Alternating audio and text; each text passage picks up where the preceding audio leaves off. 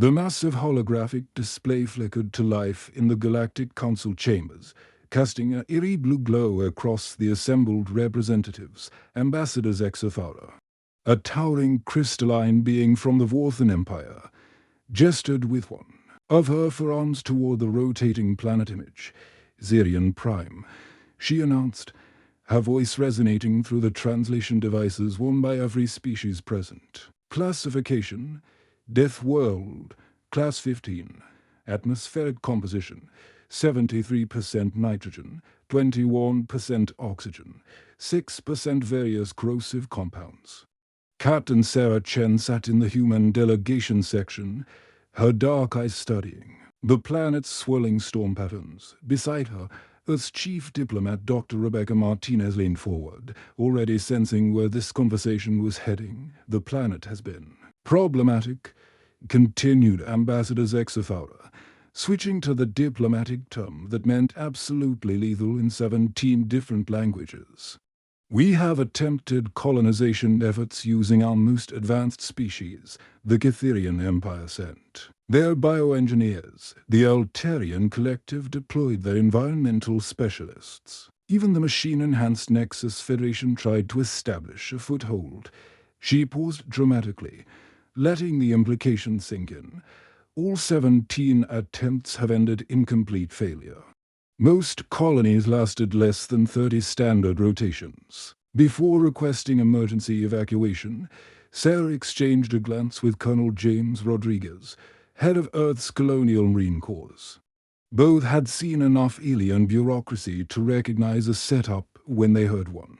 The electromagnetic storms alone, Exothara continued, have proven capable of disabling even our most hardened technology. The native flora has evolved predatory behaviors that our xenobiologists describe as aggressively territorial beyond conventional parameters, and the acid precipitation has a pH level that dissolves most standard construction materials within days. Dr. Martinez finally spoke up. With respect, Ambassador, why are you telling us this? The crystalline being's facial features shifted into what might have been a smile on a human face. Because, esteemed human representatives, the Galactic Council has decided to offer humanity its first independent colonial assignment. Zirian Prime awaits your unique approach to problem solving. The chamber fell silent except for the low hum of environmental systems. Sarah felt at your titan. After 18 months of humanity's probationary membership in the Galactic Council, this was their big opportunity. A planet that had killed off 17 previous attempts. I see, Dr. Martinez said carefully. And what exactly makes the Council believe humans might succeed where others have failed? Ambassador Kretok, a squat amphibious being from the water worlds, let out what sounded like a wet chuckle. Your species has demonstrated certain primitive survival instincts during your integration period. Perhaps such instincts might prove useful on a world where advanced technology has consistently failed. Sarah's hands clenched into fists under the table. Primitive survival instincts, right. That was diplomat speak for you're too stupid to know when to quit. The Council is prepared to provide full logistical support. Exothara added smoothly. Transportation, standard colonial equipment packages, and emergency evacuation protocols should they become necessary. Colonel Rodriguez spoke for the first time, his gravelly voice cutting through the chamber's artificial atmosphere. What's the real timeline here? How long before you expect us to call for that emergency evacuation? The question hung in the air like a challenge. Several alien representatives shifted uncomfortably in their specialized seats. The longest any colony survived was 47 standard rotations. Admitted Exothara, though most requested evacuation. Within the first 20 rotations, once the seasonal storms began, Sarah stood up, her movement causing several aliens to instinctively lean back. Humans had that effect, sometimes too much raw physical energy for a species that had evolved past the need for aggressive survival traits.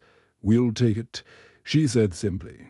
Dr. Martinez shot her a warning look, but Sarah was already committed. She'd spent 5 years commanding deep space mining operations in the asteroid belt, 3 years running salvage operations in the wreckage fields round Jupiter, and 2 years as a colonial advance scout for the Mars terraforming project. She'd seen what humans could do when everything was trying to kill them. Captain Chen, Dr. Martinez said carefully, "Perhaps we should discuss this with Earth Command before." "No." Sarah's voice carried the authority of someone who'd made life or death decisions in the black void between worlds. "We'll take the assignment. When do we leave?" Ambassador Zexathoris' crystalline features shifted again, and this time Sarah was certain it was amusement. "Eager to prove yourselves, I see." "Very well. Your transport departs in 30 standard rotations. The Colonial Authority will provide you with a standard planetary development package and 200 volunteer colonists. Make it military veterans and civilian specialists only," Sarah said. "Engineers, doctors, scientists, and people who've worked in hostile environments. And I want full access to everything you have on this planetary failed colony report. Every environmental study, every piece of data you've collected." "Of course," Zexathor agreed. "Perhaps too quickly. Though I should warn you, the reading material is quite extensive and rather discouraging." As the session ended and the various alien representatives began filing out, Sarah caught Colonel Rodriguez's arm. "Think we're walking into a trap." "Jim." The old Marine looked thoughtful. "Probably. But hell, Sarah, when has that ever stopped us before?" The transport ship *Endurance* shuddered as it broke through Zirian Prime's upper atmosphere, its hull groaning under the stress of the planet's violent weather patterns. Captain Sarah Chen gripped her command chairs. Another electromagnetic pulse rattled through the ship's systems, causing lights to flicker and displays to scramble. "Landing zone in sight," called out Pilot Martinez from the cockpit. "But it doesn't look like the satellite images, Captain. There's some kind of movement down there." Sarah unbuckled herself and moved to the viewport. Below them stretched a landscape that looked like something from Earth's most violent nightmares. Purple-black vegetation covered rolling hills. But this wasn't ordinary plant life, even from altitude. She could see the way the forest swayed and twisted, as if the trees themselves were alive and watching their descent. "Contact with Orbital Command is breaking up," reported Communications Officer Park. "The electromagnetic interference is stronger than predicted. We're on our own down here. The landing was rough." The moment the *Endurance* touched down, Sarah could hear the hissing sound of acid rain beginning to eat through the ship's outer hull, through the reinforced windows. She watched the alien-provided equipment they'd unloaded start to smoke and corrode almost immediately. "Well, that's not good," muttered Dr. Marcus Webb, the colony's chief scientist. He was a thin man with graying hair who'd spent most of his career studying extremophile bacteria in Earth's deepest oceans and trenches. "The Galactic Council's gear is dissolving faster than sugar in coffee." Marine Sergeant Lisa Torres was already suiting up in her environmental gear. "Captain, we need to establish a perimeter. Something's moving out there in those trees, and it's not the wind." Sarah nodded. "Do it. But keep your people close. We don't know what we're dealing with yet." The first 24 hours were chaos. The prefabricated shelters provided by the Galactic Council began falling apart within hours, their seals filling as the acidic atmosphere ate through the supposedly advanced materials. The power generators flickered and died as moisture seeped into their alien circuitry. But instead of panicking like the previous 17 colonies had, the humans did something different. They started taking notes. Dr. Webb was the first to venture outside in a modified hazmat suit, collecting samples of the acid rain and soil. "This is incredible.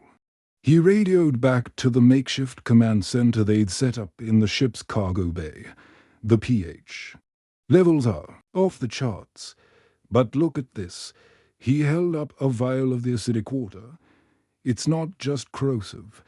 There are microorganisms in here that are actually thriving in this environment. Thriving how? Sarah asked, watching the readouts on his portable scanner. They're breaking down complex molecules and rebuilding them. It's like they're constantly adapting the chemical composition of the rain itself. No wonder the alien tech fails it can't keep up with the constant molecular changes. Meanwhile, Sergeant Torres was dealing with more immediate concerns. She'd taken a squad of Marines to establish a perimeter around their landing site. But they'd encountered something that made her blood run cold. "Captain, you need to see this," her voice crackled over the radio, about 200 meters northwest of the ship. "Bring Dr. Webb." Sarah and the scientist made their way through the alien forest, their boots squelching in the acidic mud.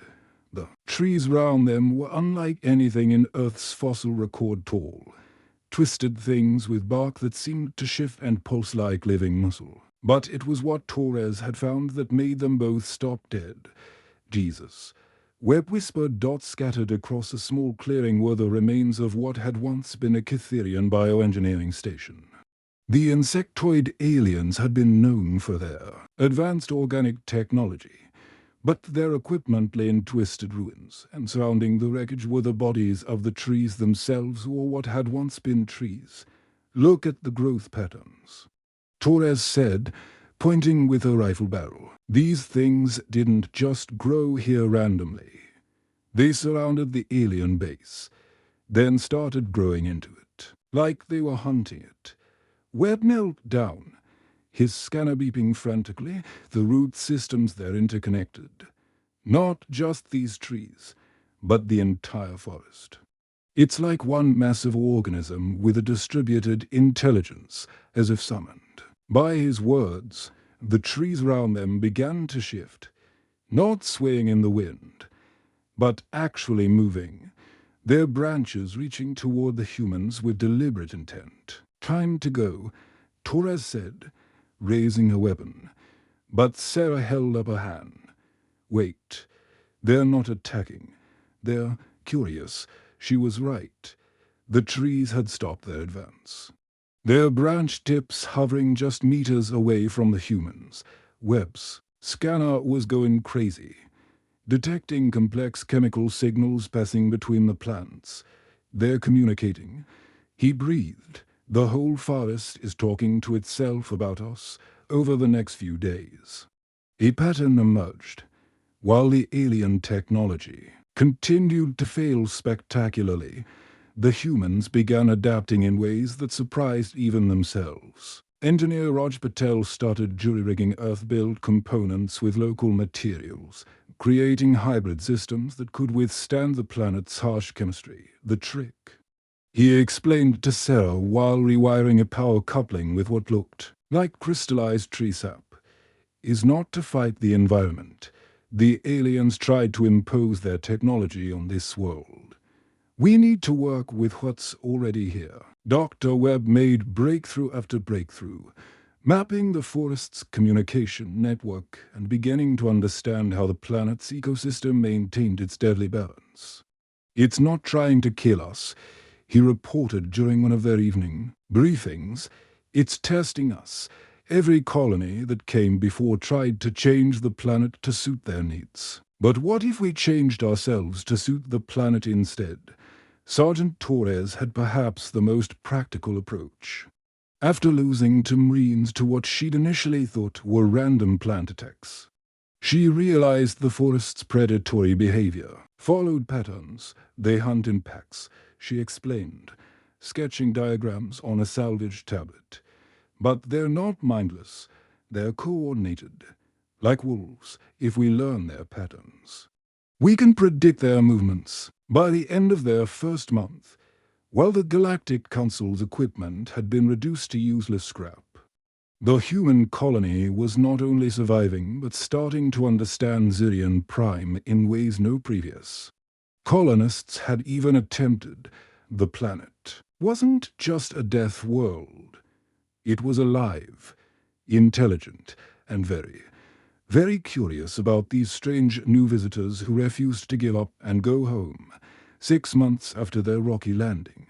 The human settlement on Zirion Prime looked nothing like what the Galactic Council had expected to find. Captain Sarah Chen stood on the observation deck of their new command center, watching engineer Raj Patel demonstrate his latest invention to a group of fascinated colonists. See, the beauty is in the simplicity, Raj was saying, holding up what looked like a twisted piece of metallic coral. The aliens tried to fight the acid with fancy coatings and force fields. But this stuff, he gestured to the crystalline growths covering their buildings, it actually gets stronger when the acid hits it. The structures round them bore little resemblance to standard human architecture. Instead of fighting Zirion Prime's hostile environment, they'd learned to work with it. The buildings seemed to grow from the ground itself. Their walls made from a hybrid of human engineering and the planet's own crystalline formations. That Dr. Webb had discovered could be cultivated and shaped. How's it holding up? Sarah asked, running her hand along one of the biometallic support beams. Better than anything we brought from Earth, Rod grinned.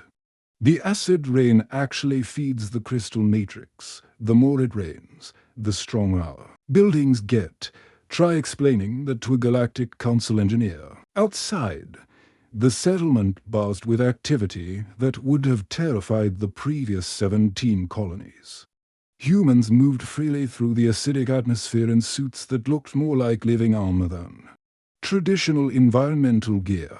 The suits were Roger's masterpiece, a combination of Earth polymer technology and living tissue samples from Zirion Prime's native creatures. Jenkins, bring number 7 over here, called Sergeant Torres from the perimeter. She was training with what the previous colonies had classified as Apex Predator Species 7, a 6-legged creature th.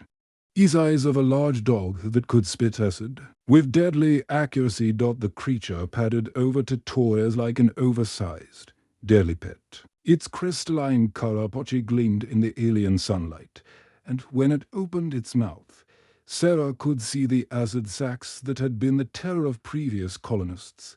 Watch this, Torres said, pointing toward a makeshift target range. Zeus target. Practice. The creature, apparently named Zeus, tilted its head, then fired a stream of concentrated acid that hit a metal plate 50 meters away. The plate dissolved instantly, leaving a perfectly round hole. Jesus, whispered Communications Officer Park.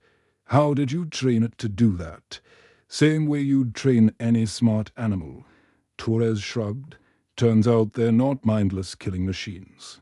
They're pack hunters with problem-solving intelligence. Once we figured out their social structure, everything clicked. Dr. Webb emerged from his laboratory, which looked more like a greenhouse crossed with a chemistry set. Sarah, you need to see this. He called, excitement clear in his voice. Inside the lab, Webb had created something that defied every textbook on xenobiology. Tanks filled with the planet's acidic water-housed creatures that shouldn't have been able to survive together, yet were not only coexisting but apparently cooperating. I call it the Ecosystem Integration Project, Webb explained, gesturing to a tank where small, luminescent fish swam alongside what looked like mobile plants. The previous colonies saw predators and prey, but that's not what this is. It's a cooperative network. Cooperative how? Sarah asked, leaning closer to examine the strange partnership. The fish process certain minerals that the plants need, and the plants provide shelter and filtered nutrients for the fish. But here's the really amazing part. Webb activated a scanner, and the display lit up with complex chemical signatures. They're communicating through chemical signals, not just basic instinct stuff, but actual information exchange. Sarah watched as one of the fish released a small cloud of colored particles, and immediately the plant creatures in the tank shifted their positions. Information about what? Everything. Environmental changes, food sources, potential threats. It's like they're sharing a collective database of survival information. The real breakthrough had come 3 months earlier, when the settlement faced its first major electromagnetic storm. Previous colonies had hunkered down and watched their equipment get fried. The humans did something different, the storm's picking up intensity, reported technician Rodriguez from the weather station. We've got about 20 minutes before it hits full force. Instead of seeking shelter, Roger's team was outside in the acid rain, making final adjustments to an array of crystalline spires that jutted from the settlement like alien antennas. Collectors are in position. Rog radioed. Energy absorption systems are online. When the storm hit, it was like nothing the previous colonies had ever experienced or survived. Electromagnetic pulses that had destroyed alien technology for centuries now flowed harmlessly into the human-built collection ray, where the planet's own crystalline formations converted the raw energy into usable power. Power levels are off the charts. Rodriguez called out over the howling wind. We're generating more electricity than our entire settlement can use. Then let's use it, Sarah replied. Fire up the manufacturing systems if we're going to live on this planet. We might as well make it work for us. By the time the storm passed, the human settlement had not only survived, but expanded.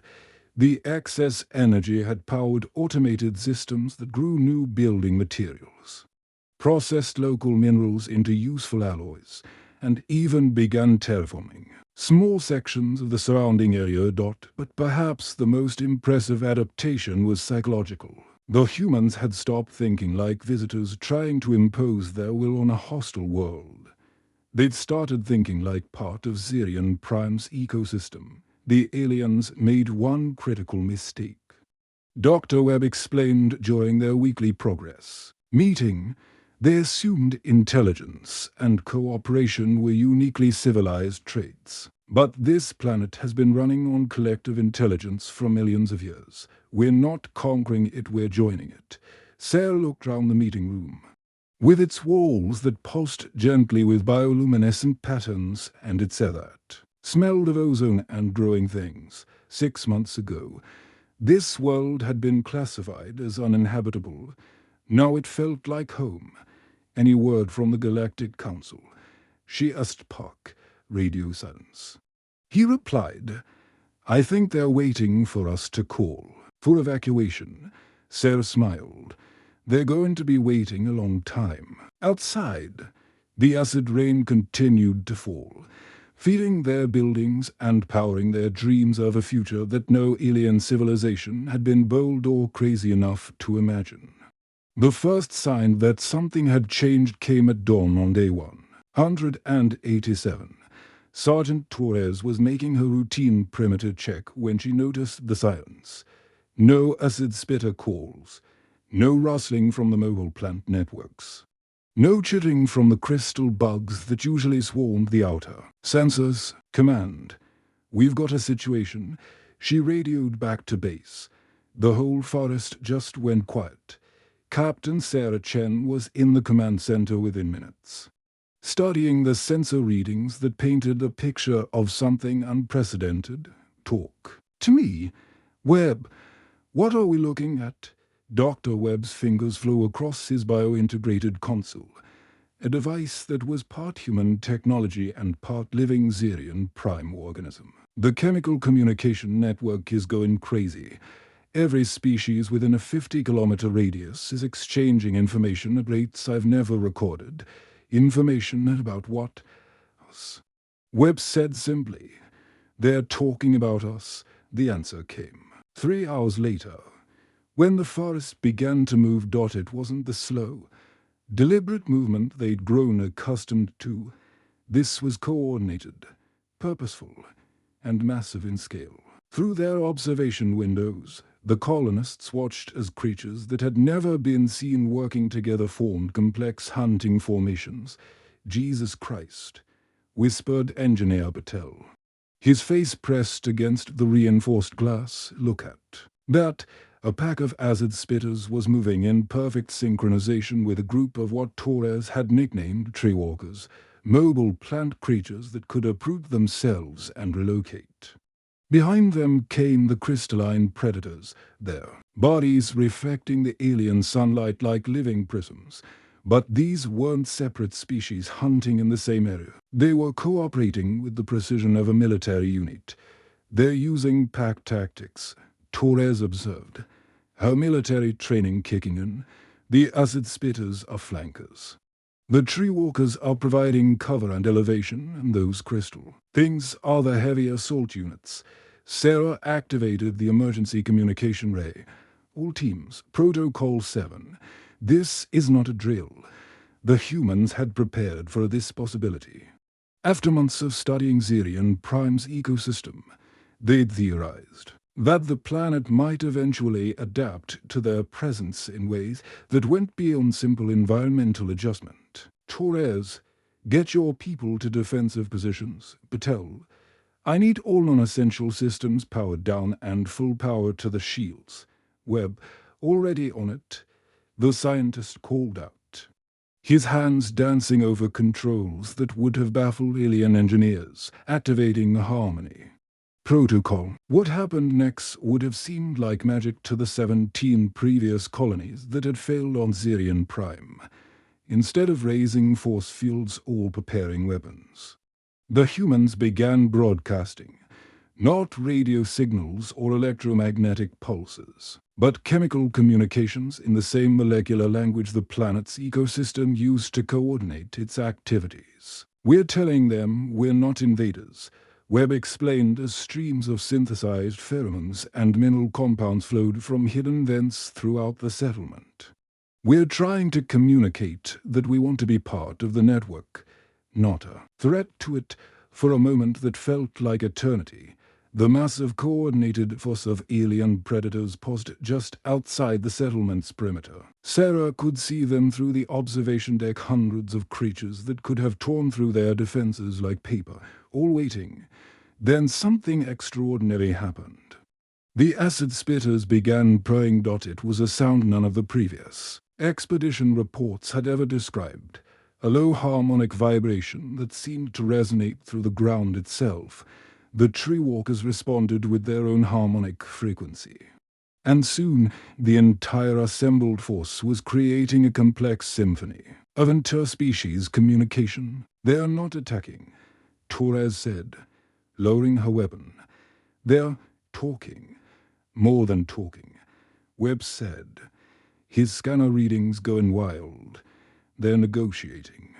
The whole ecosystem is trying to figure out how to integrate us into their collective survival strategy."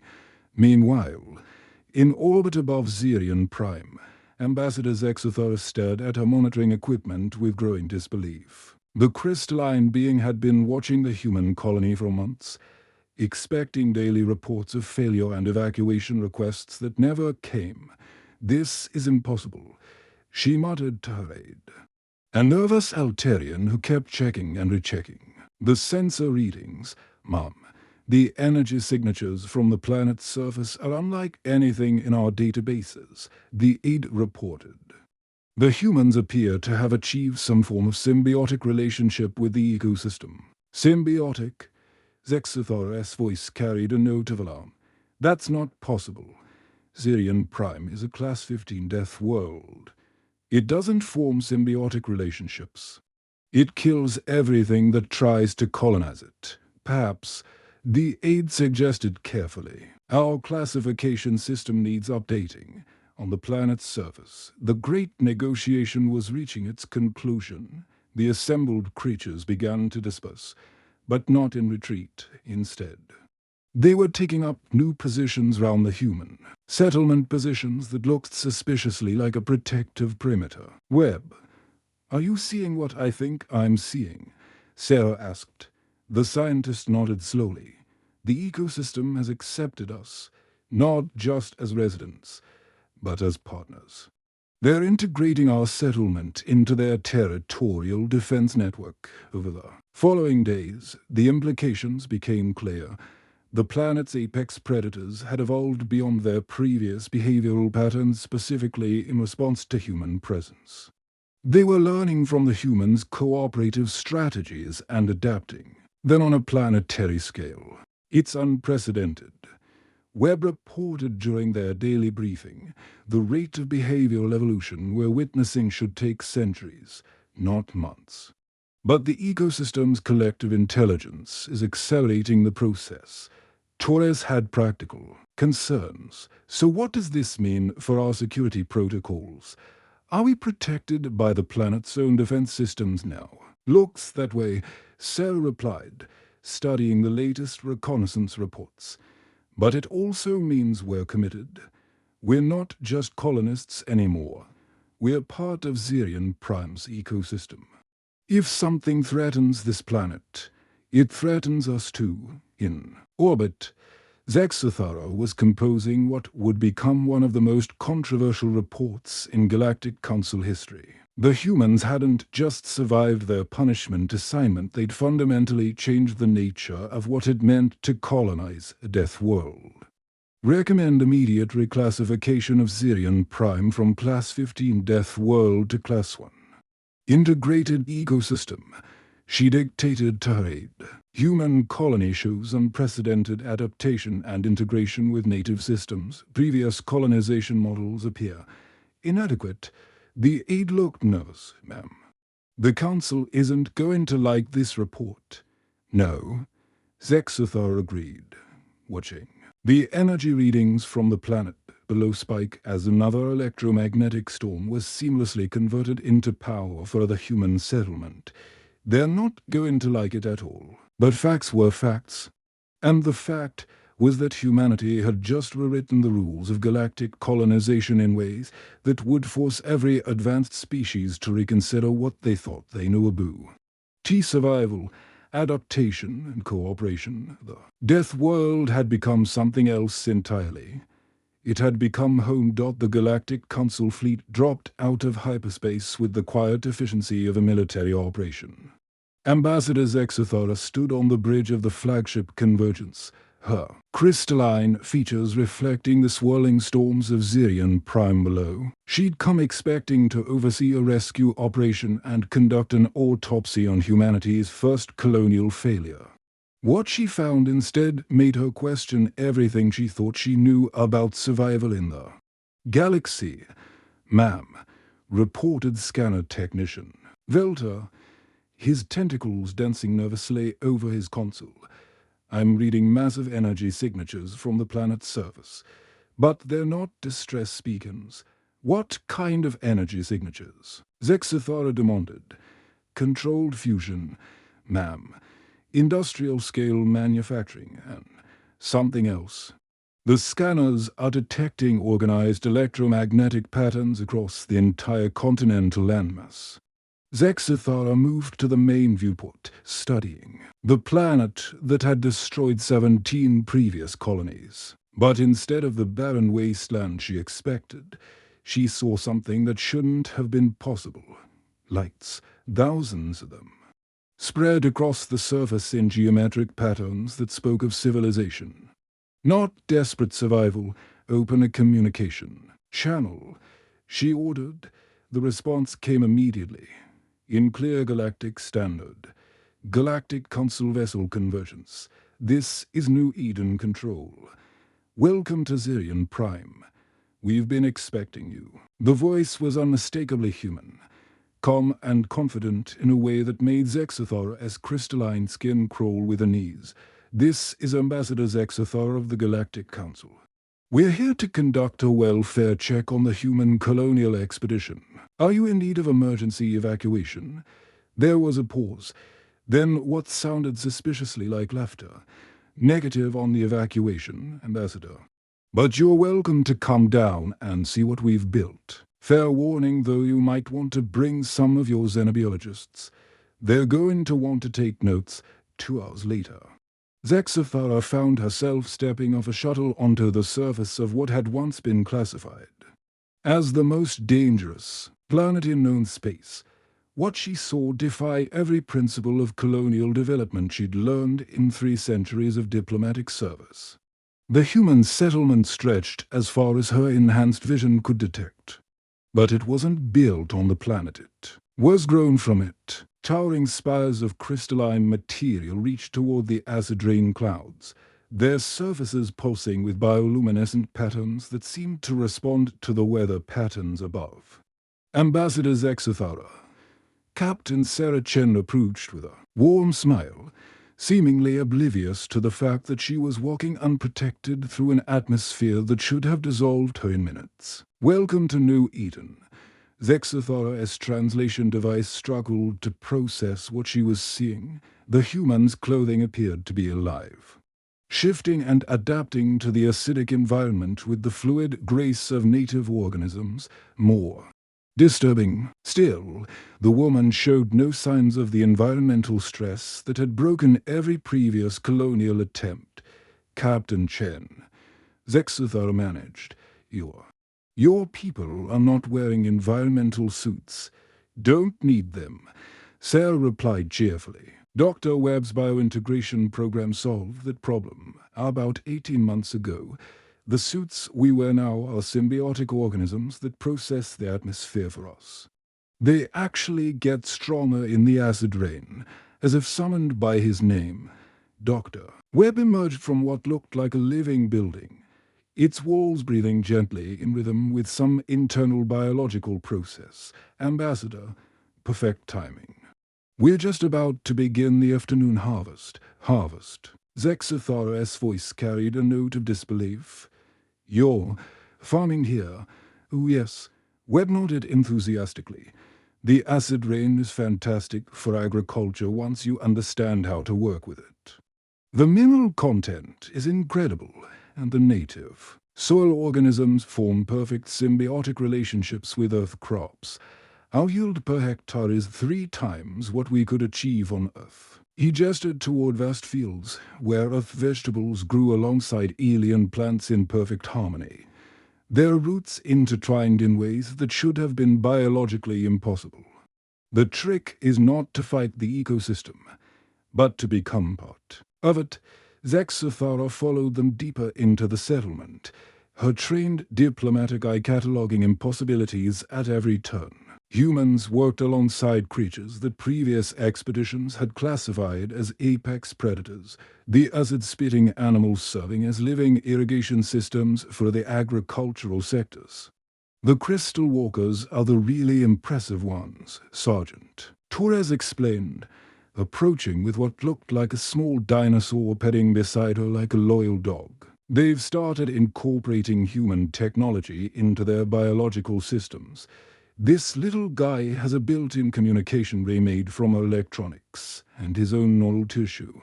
The creature looked up at Zexathara and, impossibly, spoke in perfect galactic standard. "Greetings, crystalline visitor. Welcome to the integrated zone." Zexathara's legs nearly gave out. It speaks. They're fast learners," Torres grinned. "Once we figured out how to interface with their neural networks, language acquisition was just a matter of time. Most of the larger predators are functionally trilingual now." The tour continued, each revelation more staggering than the last. The humans had turned electromagnetic storms into a planetary power grid, with crystalline collectors that converted raw energy into usable electricity. They'd developed biotechnology that made Galactic Council science look primitive by comparison.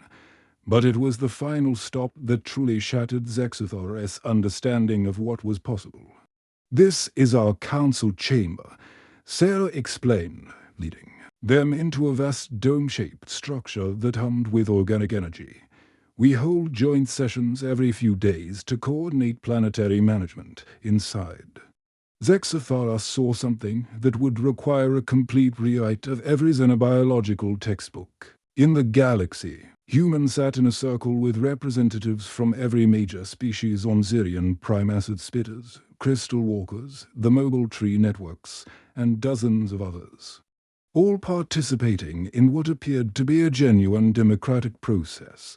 The ecosystem makes decisions collectively now, Dr. Webb explained. We're not rulers here, just participating members of a planetary democracy. And it works better than any government system I've studied. As the session proceeded, Zaxathara watched in stunned silence as complex environmental management decisions were debated and voted on by a parliament of species that included beings who had never I'd have organized government before encountering humans. How? She finally whispered. Sarah smiled. We listened. Every species that tried to colonize this world before us made the same mistake. They tried to impose their will on the planet. We decided to ask the planet what it wanted instead.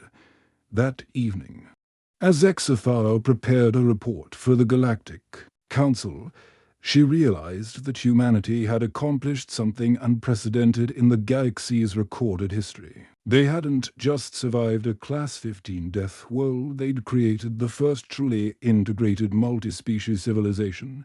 Her report would trigger the greatest scientific revolution in galactic history, as species across the galaxy began to reconsider everything they thought they knew about colonization, cooperation, and the very nature of intelligence itself. But as she watched the lights of New Eden pulse in harmony with Sirian Prime's lightning storms, she knew that the real revelation wasn't scientific. It was that sometimes the species everyone underestimates turns out to be the one that changes the galaxy forever.